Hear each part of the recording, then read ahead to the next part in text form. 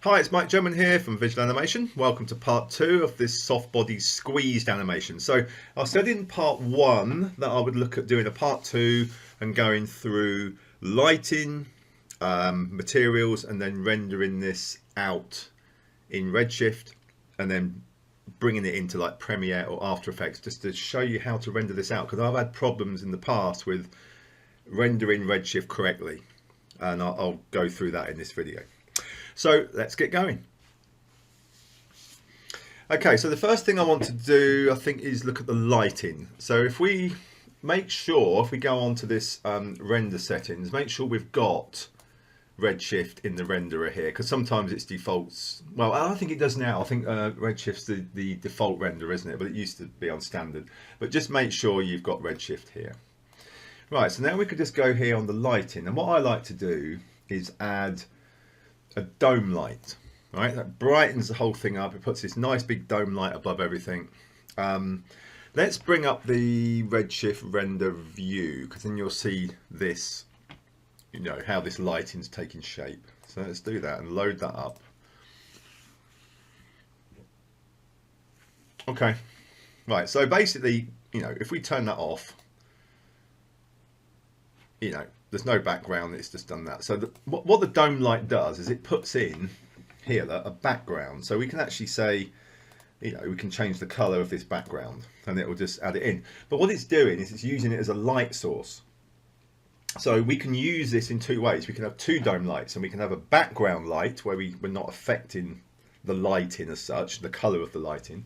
We're using it as just the background. And then we can add another dome light on, which is like a white light. So the way we do that, say we want this blue background, let's just choose something we're going to like. Let's have, yeah, just something like that. But if we come into details now, look, we can just take off the diffuse and reflection, right? So we're not having lighting now affecting this object at all. We're just getting it used for a background. So now we can have another dome light. Okay, and we drop that dome light in. And then now we need to turn off the background. Okay, so you've got a background that's been created by using a light. I mean, we can use a plane and you could put it behind it, but this seems to be cleaner and quicker, and you get a perfect light, you see. So if you had a Pantone reference or a hex reference for your background color, just here, look, we could go here, go to the hex reference, you could type in your exact code or Pantone in RGB, and it would give you this perfect background color, which I found really useful, you know, when I'm trying to match these up to brands that I've got, you know, things that have to match perfect. So that's a really good start. We're giving ourselves a dome light. We can leave this as is. We've got our background, and now we need to add some detail lighting on here to get some nice shadows and things like that. So what I like to do is go back to lighting and add an area light. Now, an area light comes in at an intensity of 100, which is incredibly bright. You know, I don't know why it's that. I usually use this about 1 or 2, you know, the intensity. The other good thing in here, before we move on, is this little tiny arrow here at the end, which is almost hidden. If we click on that, we can add ourselves a target tag and null. Right, I'll show you what happens. We click on that, look, and we get this this null. So if we go to let's go through to all 4 views. Right, so at the moment that the null is sitting behind our group here, and it's sitting in the middle down here. Right.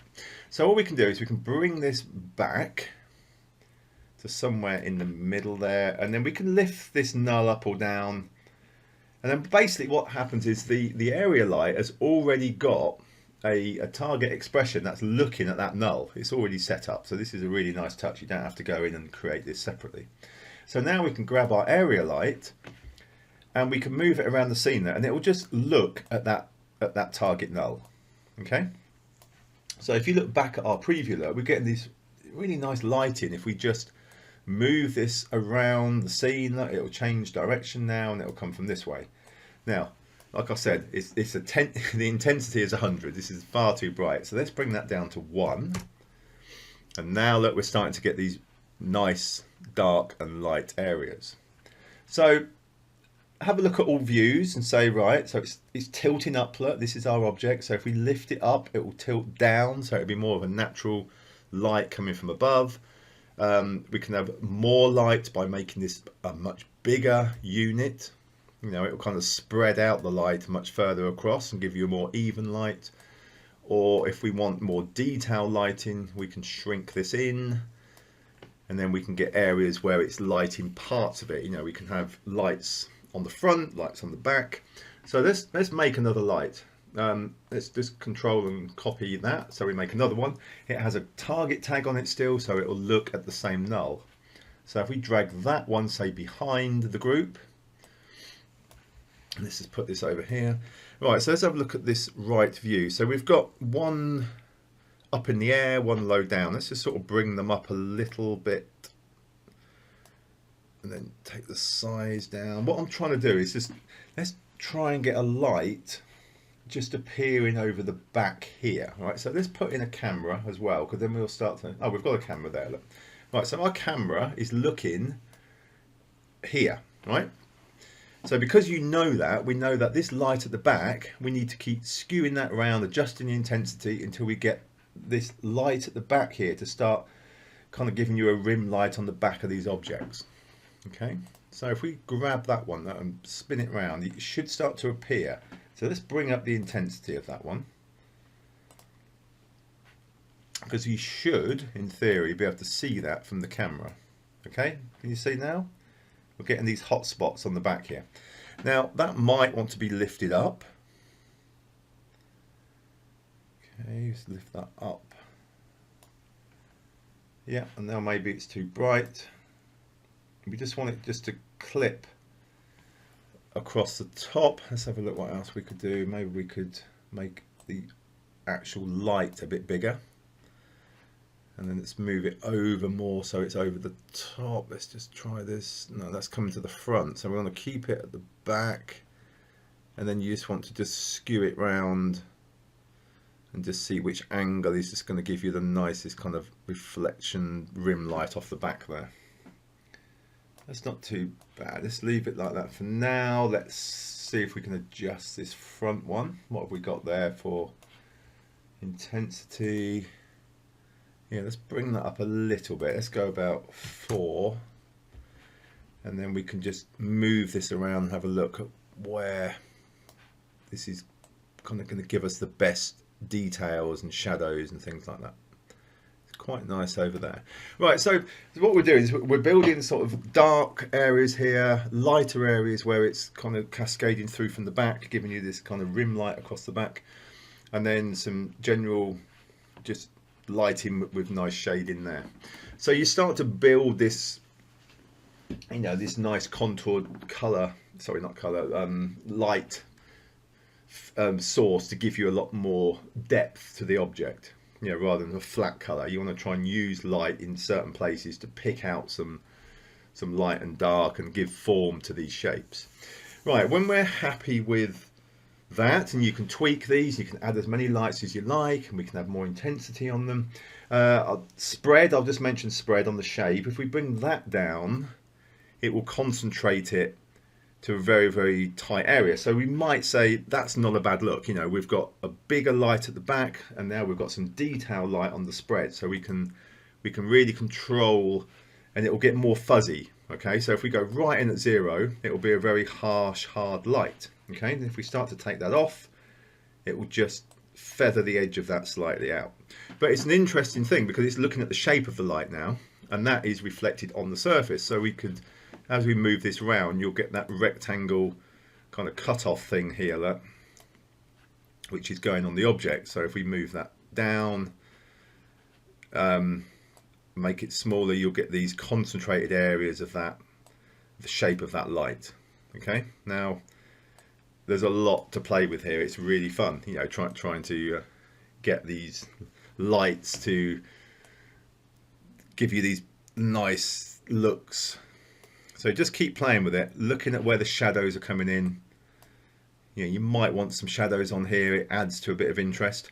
The other thing we can do here, of course, is we can add HDRI images or Gobo kind of images into this to give some like speckling, like shadows across it, you know, like looking like trees, you know, like you're getting light from trees. We can get that from the asset browser. So if we go up to here and we type in HDRI, if we go back to auto there, we should get a list of some HDRI backgrounds, and it'll be used in the light source. Okay, so this area light here, we could just grab one of these like studio lights here, that studio rigs, and we can drop it straight into there. And what that will do is it will use any reflections that we put on here from glass or shiny metal or plastic.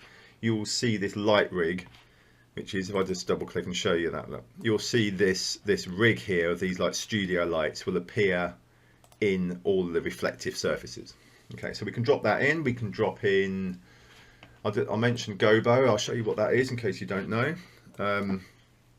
It's this lovely effect here, look, where we can just take these silhouettes of like tree images and we can drop those into these paths as well. So if we drop one of those in, let's just bring that tighter down. That's actually on the backlight, isn't it? So let's take that out of there. Let's put the Gobo on the front light instead of the HDRI. I just want to show you. Right, so you see these patterns that are appearing. So if I bring this down, you see that? There we go. So it's basically, it's like a projector, and it's projecting an image of this tree across here. So it's like you've got, I don't know, shadows from trees, and then you're photographing something that's been shadowed with dappled light from trees around you. You know, so it's a really nice effect. We can just keep bringing the spread out a little bit so it's not quite as harsh. So you've just got, and we can make that light much bigger as well, you know, to give these nice dappled, blurred areas where you can just play around with the spread on that to have it as, you know, have it as tight or as blurry as you wish. It's quite a nice effect. Might not be so good in this one. We don't know until we start to put the textures, materials into this. So there's an idea, you know, as something that we can throw different kind of shades onto this object.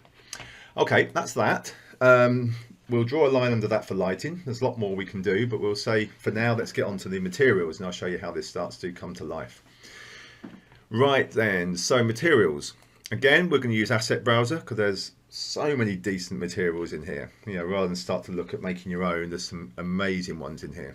So if we just type in, say, metal, because I think we want a combination of metal and plastic and glass and, I don't know, like texture, like material kind of texture as well, all in the one scene, because then it makes these objects all different, all pulled together, but they're all very, very different objects, and they'll all act very differently to each other. So yeah, let's go for metal and let's go to materials. And then what I'm looking for is this metal paint worn edges. So if we double click on that, that'll load it up here into our asset material menu. And I want to use this on the biggest piece here, this metal, the bit, you know, this 6-pack object I've called it. Let's just spin that around so you can see. Yeah, so this shape here, which has got the 6-pack blocks on, I feel like that looks metal to me. You know, it's got these sharper edges. It looks like it would work well with this material. So we just simply drag that onto it, and we'll see what it does in this view.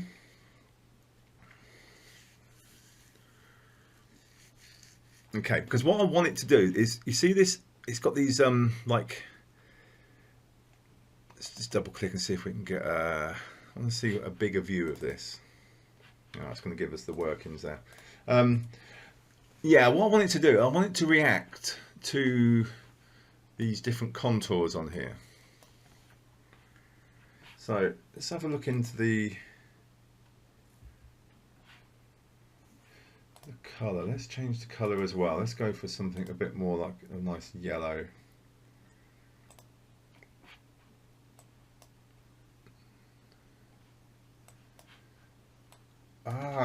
I haven't applied it. Let's apply it to the object and it might work. Sorry about that. I don't know what I was doing there.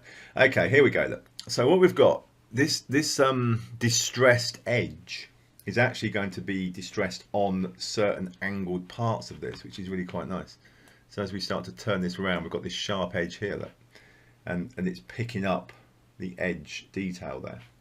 So if we click on it, we've got control here over the triplanar sides. That's controlling this pack. We can actually bring this up or down here, look,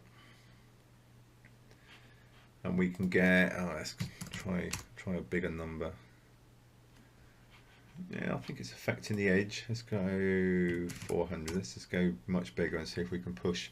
Okay, look. So you've got a lot more of this kind of scratched off paint effect, the bigger the number you're putting in here, look, because it's working on the object size you've got.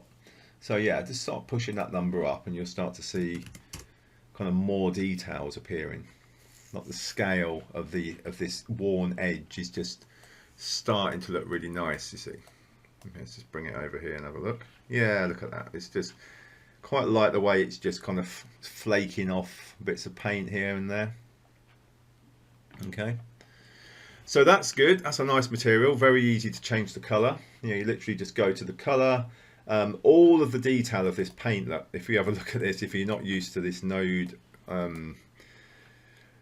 editor and seeing what these textures are made of, look, that is just a very complicated set, which I'm not going to go into because some of that is a bit beyond me. Okay. It's controlled by this front node here, which gives you what we've just done. This front settings bit will give you the color, the size, scale and things like that, and then the rest of it is just how all the textures all overlay each other, and then it outputs out through the standard material. You know, so if you create a material like this, though, we just go for plus and we've got a material. It's made of a standard material and an output. Okay, and it's connected here that the out color goes to the surface and that gives you the color. When we go here,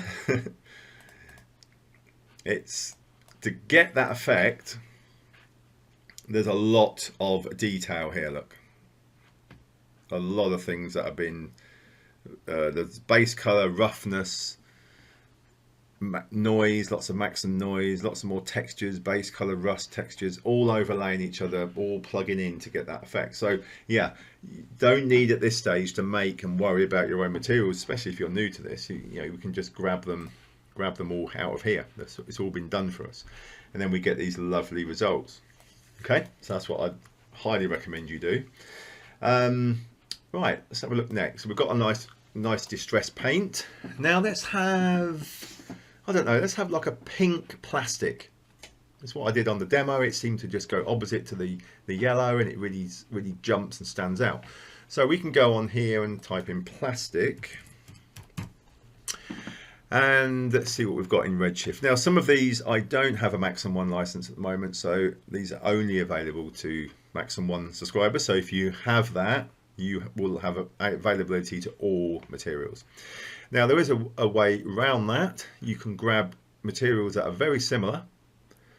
In this case, you can have like this blue, which isn't a Maxim 1 one. Download that. And then we can just simply change the colour. Okay, just here, we just go to colour and we say we'll have a nice vibrant pink.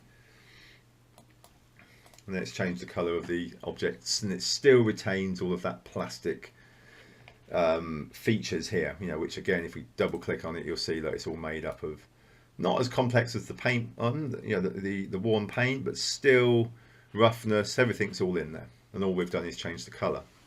So very simply, you can just drag that straight onto this tube here at the back, and then we should get this reflected, updated now in our window. Let's have a look at how that looks. And what I love about the Redshift materials and lighting is just how lovely it starts to look very quickly. You know, that you get this nice pink reflection coming off of this material, and then the yellow again back onto this material, so they're both reflecting each other, and it really starts to give this lovely luminance and real, and it's building gradually. I've got a progressive render on here, so it'll just keep getting better as we talk. But look at that, absolutely fantastic. Couple of colors straight out of the asset browser. Now I want to use a clear plastic. Okay, and there's an absolutely fantastic clear plastic in the asset browser that we can use on this object, which looks like a plastic bag. All right, the way I've done that, and it's very soft and balloony, so I thought that'd be great to have a clear plastic on there. And here it is, look. So under the plastic tag, there's one here called plastic wrap. All right, so we double click on that. That's loading it up in here, and again, let's just simply drag and drop that onto the bag. And then wait for this window to update. Nah, look at that. Absolutely lovely. Let's go into the 100 scale here so I can show you how this is looking. So it's at the moment it looks quite white. Now if you have a look on here, it does say white. Okay, it's not completely clear, but we can adjust that. You know, this is like I don't know, like one of these supermarket bags, especially in the UK, beginning with T, or any of them really. Anyway, it's got that kind of look to it, so you can see through it a little bit. But if we want this to be a lot more transparent, we can click on our material, or we can double click on our material, and we can go on. If we click on standard material, it then brings up the base, reflection, transmission, and all the settings. Right, so transmission is what's controlling the weight, sorry, the transmission is what's controlling that opacity. So at the moment it's set at 0.75. So if we bring this, actually if we minimize that, we've got the controls here, look. So if we bring this over and we say, right, we want that to look more clear, you know, like a plastic clear bag rather than a white bag. What we do here on the weight, we bring that right up to say 1. I have to let that go again, and now it's gone completely clear. Okay, it's taken out, it's gone for full weight transparency. Right, it's not looking at this white color here and mixing it with because we've got weight here on the color at only 0.5, so it's basically saying we've got half the strength, and we're going to mix it in with other things that are happening. So we've got the transmission that was mixing it in, giving it a little bit of transparency, but we're overriding that really by saying no, we'll have full transparency. Okay, now look at that. I really like that. It's got all this detail in here and all the creases, and you can see through it as well, which is a really nice look. Okay, so 3 materials in. We've got clear, we've got a distressed metal, and we've got a nice kind of vibrant pink plastic. Right, so far so good. What else could we have in here? Let's go to a full view here so we can just spin this round. So we've got a few objects. Right, there's a couple of objects on this side that we don't have materials on. Well, oh, it's actually more, isn't there? Yeah, we've got the ball, and we've got this squidgy kind of flump thing here, and then we've got this cube, very interesting cube. So when I look at these and I build these, I look at what colours will be quite striking together. You know, I don't want to use lots of dull colours or things that just don't work together. Now, what about some kind of shiny metal? Okay, so let's go back to metals. And then what I mean is some of these ones that are not distressed, they haven't got paint on them, they might have a texture on them, like some of these that have got little, that might be interesting. That's like an anti-slip floor. We can grab one of those. We've got galvanized where the metal's got some kind of distress on it. That might be good. I'm trying to think what we could put it on here. Let's try this floor, because I just want to see how these little nodules turn out when they're applied to this material. And then it's just a case of, you know, which one would be the best candidate for that. Could be this little square. So let's just drop that metal floor texture straight onto that. And let's see what it does. Okay, so well, I don't know if you can see that. Let's go in close so you can see. It's got the material, but it's really stretching it around on here, look. It's really pulling this material out, which is not quite right. Now we can adjust that, especially if we look into the material. We might find is there some triplaners adjusting the way that's doing that. There is a triplanar. It might be better in this case to go to look at the way it's applied it, and we could say maybe if this is not perfectly UV mapped, which we didn't unwrap and map this one, we could just put that in as a cubic, and it's probably going to give us a better all over shape. So the scale is a little bit too big at the moment, so let's drop these both down to like 20% and see what that does. Okay, yeah, a little bit higher maybe. Let's go 40-40.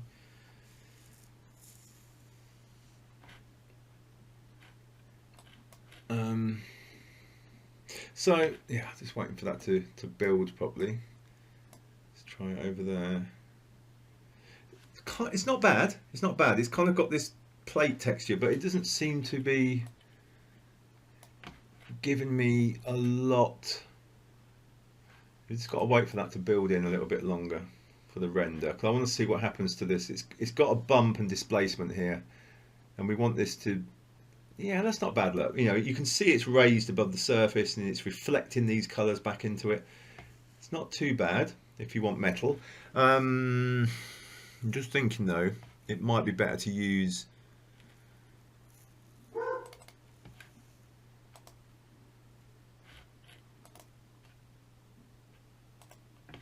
okay, let's try a galvanized. Let's double click and load the galvanized in. Right, let's apply that instead. Let's see if we can get, I mean, it's okay, but I'm just not sure it works as much as I'd like. So we'll put in, oh, I've actually put that on the wrong one. We'll put that over the cube, and let's see what we get. Yeah, that's okay. I just don't think those little indentations are working. I mean, if you like them, fine. You know, it's all here, isn't it? You know, you just put in and build whatever you like here. So I think I'm just going to go for something like that. Let's just have a look at it from this way. I just want it to reflect some of the paintwork and colours from the other objects, and that's doing a nice job of reflecting these back on here. Right, so now I think for this thing that looks a bit like a flump, we want something like a softer material, not metal or glass, anything like that. Something nice, soft, something more fabric. So if we type in fabric in the asset browser, we're looking for the ones with the red logos on here. So something with some texture would be quite nice, just something interesting, not completely flat. So maybe, see, these have got linen displacement on them. That might be good. What's this? Cotton, linen. That might be good. Let's double click the yellow, but we don't want yellow again because we've got yellow.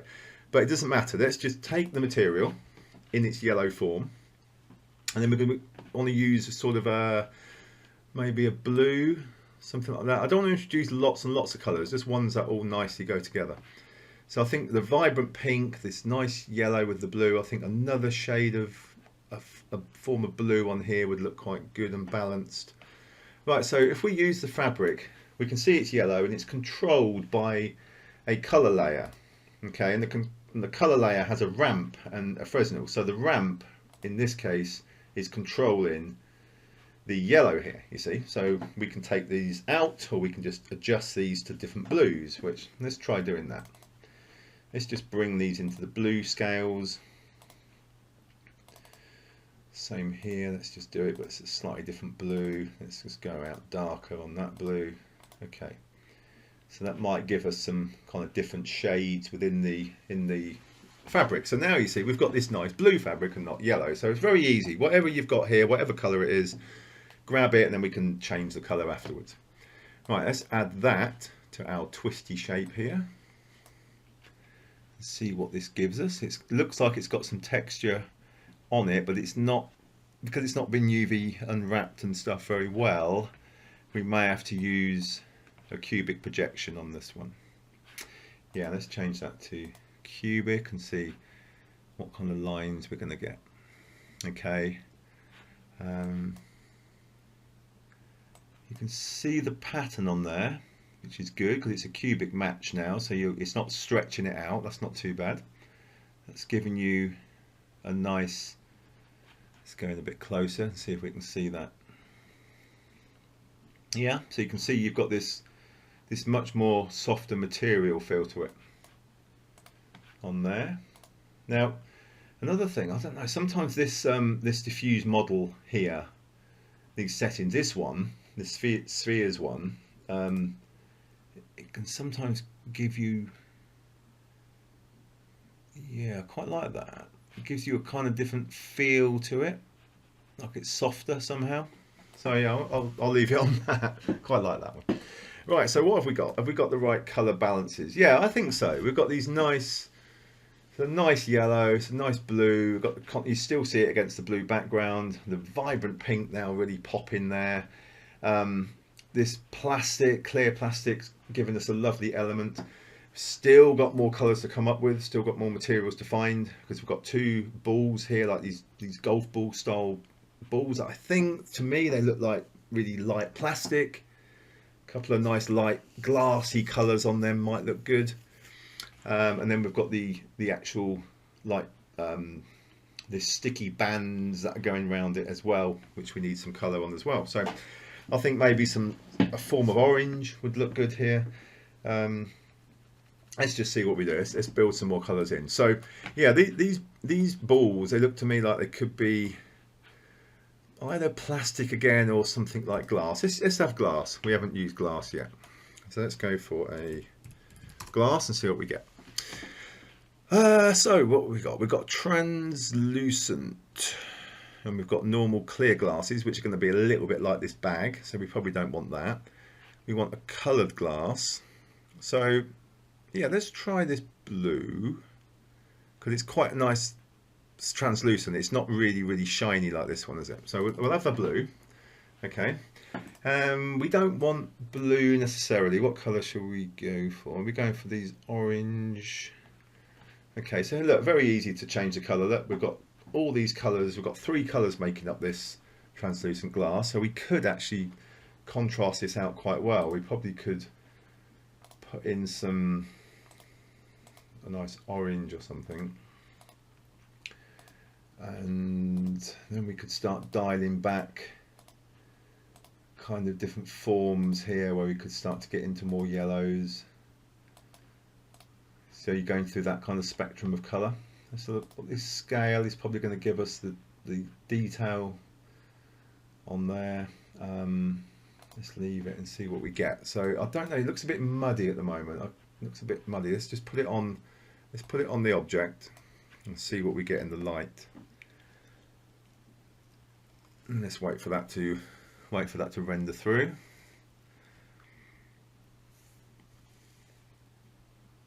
Okay, so we're getting some light coming off that. Let's have a closer look. So these light sources, where it's hitting it, look, it's giving us. Let's have a look in the detail. So yeah, I've said I want to use orange, a pale orange, and a yellow. See, this blue is obviously coming off of.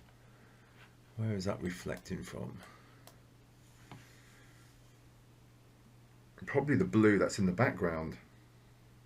I know it's a background light, but it's going to give us this blue. That's quite nice. That now it's rendered in. It's giving quite a nice light there. Pretty sure it must be the background. Let's turn it round and you'll see it from all different angles.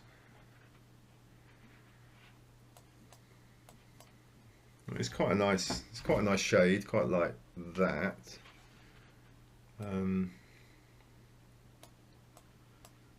Okay, starting to look good. Okay, let's have a look at the other one. What colour would that be? Maybe that would be like a pink version, maybe. So we get some. And this, I think I want these to be a bit stronger.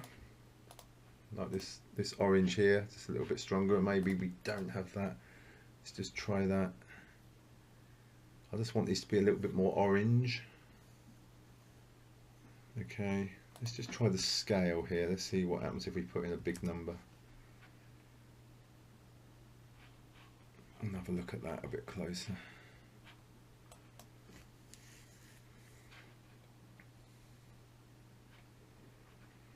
So what happens scale. So we've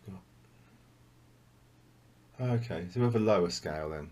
Yeah, that's going to work better. Okay, let's keep it like that for now. Okay, so let's have a duplicate of that. Let's call that orange, and then we'll have, let's make a copy of that one, and we'll call this one pink, and we'll do a pink version where we'll just grab it from that color there, and then we'll grab all these from it, and then we'll put that one on this other ball here. So we'll put a pink on that. Okay. So what have we got? We've got the objects done. We've got, yeah, and it's just the bands now. It's just these like these kind of strap-ins or rubber band things. So let's look for rubber. All right. Let's just put rubber on those. Okay. So here we have, what's that, like a rubber glossy, and then we've got a rubber rough. Let's have some gloss, so we can get some more shines off this. Right, so we've got a rubber there. Let's have a look again. If we can control the color, which we can very easily, we've got so if we click on that, look, double click on that, we go right to the end. Look, our control group here, look, is giving us a color control. Right, so that's basically what you see here. At this very first time you click on it, you're seeing that control here and the color. So what shall we have? We could just have a mixture. Rather than introducing loads of colours, we could have greys, which are very, very safe, you know, which we've got here. We've got like a grey. Let's go more of a paler grey. Now we can drop the pale grey, maybe the dove grey sort of colour on there, on that middle one. Okay, let's have that a little bit darker. That's not quite what I thought. Okay, quite darker, maybe darker grey. Let's try that for now. And then what I'm going to do is copy this, and I'm going to create some different rubber colours. So we'll have sort of more of an orange, maybe. Let's go more of an orange on one of those. Let's drop that onto this one, and probably onto this one as well. We could have like a couple the same. Drop it on there. Okay, let's have a look at what that's doing. Quite like that. Quite like the introduction of that. Some really contrasting colours here going nicely together. Yeah, that, I don't know about this one. It looks black and white, doesn't it? It looks like it's not got anything going on. So probably not grey. Let's go for, I've got green. I don't know if I want to introduce green. Let's have a look. Just a different pink maybe. Let's go for pinks and have a look. Yeah, let's have a look at what this can do if we just go, oh, this might do it. Let's drag it into sort of more purple. Just slight purple shades. There we go, something like that. So it's a little bit off of the other pink, but it's not like it's introducing brand new colours. It's just variations of, isn't it? So we've got light orange, darker oranges, and they go into the yellows. We've got the plum down here, which you could bring into the lilacs, pinks, and plum purples kind of family. That's what I'm trying to do. Is kind of group these into colours that which will harmonise a little bit. Okay, and then we just want one for the bottom colour, and we could put that on there. We could put that one on there as well, so we're not bringing in loads of colours. All right, so these change because this one's in the light, look, and we've got because we set up the light to let's just go back to the light just to show you what we did there. The spread we brought right down, so we started creating these angles, and if we go up there, that's actually the other light, isn't it? There's two I'm using. Yeah, but I brought them both down on the spread. If I bring that back up, look, you lose those cut-offs, which I don't think is as interesting. I think it's nice to have these lights and different shades, you know, like you've got light through a window, you know, you've got like the wooden like solid part, and then you've got the bit coming through the glass, so you've got that kind of effect going on. It just adds a lot of interest and depth to the scene. So let's just have a look at this from all angles. Yeah, quite like the way all these colours are hanging together. Look around that side. So now we've got this clear. You've got to give it time because it's on progressive render, so you just got to give it time to kind of build again. Once it has built, and we're not going to be changing this too much, we could freeze it here. We could freeze the tessellation on the geometry. We could probably try and freeze these. Now they've got this look to them. Let's just give that a freeze at that point. So as we start to turn these round, it doesn't have to rebuild everything and start again every time. Okay, so it's quite a nice little hack there, really. Okay, so really loving these contrasting colours here. Looking at it from these angles, look, we've got these really, for me, you know, I know it's subjective, everyone likes different colours, but I think these really start to pull together nicely as a composition. Right, so we'll say we're happy with that. Now then, I just want to touch on an issue that I'd had with rendering. So we have this really lovely, bright, vibrant scene going on here. We then go to render. Okay, so this will render out at, well, this is 1080 by 1920, 72 resolution. That's all fine, right? That's all going to render and it's going to look great. So we'll start to render this out now. So let's just turn off the render view and let's just start rendering this. So I'll have a sip of coffee while it starts to build this first scene.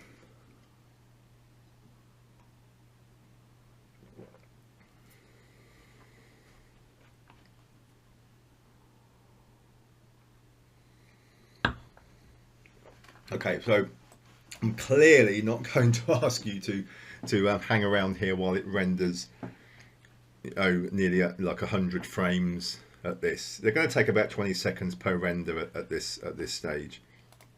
But let's just have a look at what we're getting here. 100% view. Oh, it's not giving me that. Come on, my keyboard keeps losing connection. I think I need to get it a little bit closer to the link. There we go. So what we're doing here is we're rendering this animation out, so it starts off before the bands contract and then they come flying into it and squash it all up. So that's why at the moment it doesn't look quite as interesting, because they're not attaching to the objects. But that's working quite quickly. We've got about 20 to 18 seconds per frame there, which is good for this kind of quality. Now what I want to show you is the difference between two different ways of rendering this out. Right? So it's okay here, but say you want to use it in Premiere or After Effects. Right? What do? Right, so we've got our file, say it's rendered. And we go to File and we say Save Image As, Animation, and then I would put it on MP4 or AVI or Windows Meta file. I'll choose one of these composite video outputs. Okay. Then I'll go here and I'll output that. Let's just put it into a place that we can find it. So we put it onto test. Let's go for a new folder. Let's call it test. Okay. And then in test, we're going to render this MP4. Okay. We'll save that in there, right? Now we'll do that. I'm going to have a look at these two different ones in a second. And now, this is what I discovered. Now it's through forums and reading a little bit about Redshift and getting a bit more knowledge, and I just saw this one thing where I thought that is going to work, and that's going to hopefully be a lot better than what I've been doing. When we go to save as, we want to save it as animation, but the format, OpenEXR. Now I haven't even looked in, I was going to do that before this video actually, but I haven't even looked into what EXR means. I just know, I've seen people in forums say, Redshift export as EXR, right? So I thought, all right, I'll give it a go. Let's see what this does. Right, so let's save that one. And let's save it in here, next to that MP4. And I just want to show you now, if I bring that folder up, what's happened. We go into here, let's have a look. I'll find my files now, aren't we? There's too many. That's what I mean. There's too many things going on. Stuck together, and we said test. Here it is. Right. So this is what's happened. We have an MP4 which has created a composite video file, and now we have these EXRs which have all come through as separate stills. Okay. Now, if we look at the MP4 first, let's double click on that. Now, obviously, look at that colour. Let's try and pause that. Look at the colour difference. I need to bring up both of these and go back to say there. I want to try and show you the two together. Right. Look how dark the MP4 converted file is, the composite video file. It's very dark. It's not the colors we're happy with here. We spent all this time getting these to look like this, and now this is the output, right? But luckily this EXR solves the problem. So if we now go to let's go to Premiere or After Effects. I think it'll work equally in both. We'll just drop it into Premiere Pro. Now it's a sequence, so it'll import it as an image sequence rather than a composite file. So if we just go for, let's go for a new project, create, yeah, let's just wait for that to load. Okay, so we have a new project here for Premiere Pro. Now let's just go up to File, Open. Let's navigate to where we were. Let's have a look. There we go. We go into Test. What am I doing? We need to import. Sorry, I was trying to open a Premiere file there. Now we go into Import, and then we go to Test. And now we've got our EXRs. These are the ones that it started to make. Go on to the first one, and then here it says Image Sequence, and it's checked. And we just say Open. And it will open it, look, as one like video file. So if I now contrast this by importing, importing the, oh hang on, we've now lost our file. Here we go. File, import, and we'll import the MP4 as well. So we'll have a side by side. So we'll put in the MP4, just there, look, and then we'll drag our EXR version next to it there. Right, so if we just play this, look, you just scrub through it. Okay, there's the EXR, there's the MP4. Okay, sometimes I'll get even worse results here where there's shadows and it all goes dark, and then I've been trying to auto correct the color. I've been putting gamma onto it to try and increase some of the brightness, and all it does is just mess up all the textures, like it's got this lossy. And then I thought, okay, MP4, it's a bit like MP3. It's resampling this, isn't it? It's taking out detail. So I don't know if you knew this already. If not, this was a game changer for me when I found out how to render out correctly.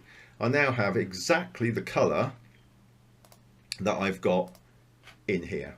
In cinema, right? So I spend all this time getting the hex code right, or the Pantone, getting the colors in, for it only to look wrong when it was exported out. Okay, now I've gone EXR, open EXR, it now works perfectly and the colors match perfectly. And there may be a lot more explanation around this, why that happens, what kind of file that is. I will look into it because it has saved so much time, so much hassle. I never quite got the output I wanted. So, big video today, sorry about that, but we've touched on the lighting, how to get dome lights and area lights working nicely on here, putting in HDRIs, putting in Gobos for nice different like dappled effects of light.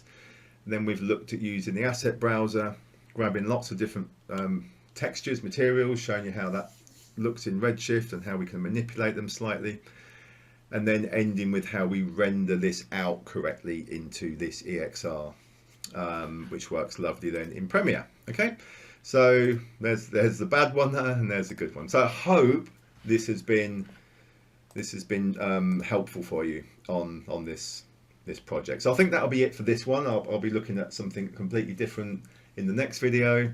Maybe Pyro again. I haven't done Pyro for a while. I'll have a look at what all the new stuff is happening with Pyro and start to do that in Redshift. My name is Mike German. Take care. Goodbye for now.